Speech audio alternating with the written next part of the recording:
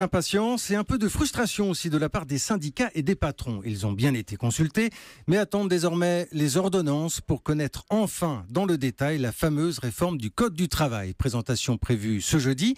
Et parmi les dossiers sensibles, il y a le plafonnement des dommages et intérêts au prud'homme en cas de licenciement abusif. C'est un point très intéressant, ça vaut le coup de s'y arrêter et de donner la parole aux uns et aux autres. C'est d'ailleurs l'enquête du 8h. Bonjour Théo Manval. Bonjour. Alors Théo, le gouvernement veut donc plafonner tout ça, pour résumer. Oui, on parle des indemnités. On ne parle pas des indemnités légales de licenciement, mais bien de plafonner les dommages et intérêts, ce qui est versé en plus quand le licenciement est reconnu sans cause réelle ni sérieuse. Ce plafonnement, c'était une demande du patronat qui veut limiter les risques, notamment pour les PME. Emmanuel Guilbert a dû payer 60 000 € après avoir licencié 2 commerciaux de son entreprise de meubles. Licenciement considéré comme injustifié par le Conseil des prud'hommes. 60 000 €, c'est insurmontable. Ça a failli couler la société. Parce que dans la période, on a divisé notre chiffre d'affaires par 3. Et on vous demande de sortir 60 000 € immédiatement. Mais si vous aviez vos 60 000 €, peut-être que vous n'auriez pas engagé le licenciement économique de vos commerciaux. Une épée de Damoclès pour les entrepreneurs, mais aussi un système injuste pour les salariés, assure le gouvernement. Les dommages et intérêts vont du simple au triple pour des cas similaires aujourd'hui, dit la ministre du Travail. Elle veut donc mettre en place un barème, 1 mois de salaire par année d'ancienneté.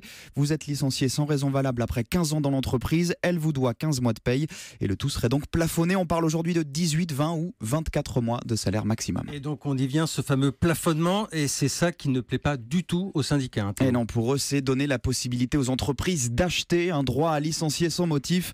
La présidente du Conseil des prud'hommes de Paris, Anne Dufour, craint surtout qu'avec un tel barème, on ne juge plus les situations au cas par cas. J'ai le souvenir d'un salarié licencié à 58 ans, licencié pour faute parce qu'il ne savait pas lire, il faisait du ménage. On sait très bien aujourd'hui que quelqu'un qui est licencié à cet âge-là ne retrouvera pas un emploi. Le préjudice, c'est pas seulement l'ancienneté du salarié, c'est aussi beaucoup plus son employabilité. Alors, ce qu'on comprend quand on écoute ces témoignages, Théo, c'est qu'il s'agit d'alléger, en tout cas de simplifier la facture pour les entreprises.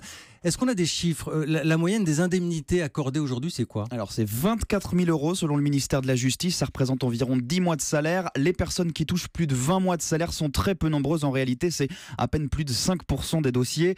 Mais l'idée au gouvernement derrière tout ça, c'est aussi de désengorger les prud'hommes. Ouais. Avec un barème connu, certains salariés pourraient se dire qu'il n'est plus la peine d'aller jusqu'au contentieux, estime maître Jacques Desmoutis, avocat spécialisé en droit du travail. Une procédure prud'homale, au-delà de son coût, peut être longue. Une fois que le jugement est rendu, la société peut faire appel. On est reparti à ce moment-là pour 1 an et demi. Cela peut inciter le salarié à négocier en amont, conclure un accord rapide s'il connaît par avance la somme à laquelle il peut avoir droit. Alors, dernier point, le gouvernement précise que le plafonnement ne concernera pas les dommages et intérêts versés pour harcèlement ou discrimination et qu'en contrepartie de cette mesure, il en faut bien une, les indemnités légales de licenciement pourraient bien, elles, être augmentées de 25% dans les semaines qui viennent. C'était donc l'enquête du 8h signée Théo Manval avec Lionel Gougelot et Rémi Vallès pour Europe 1.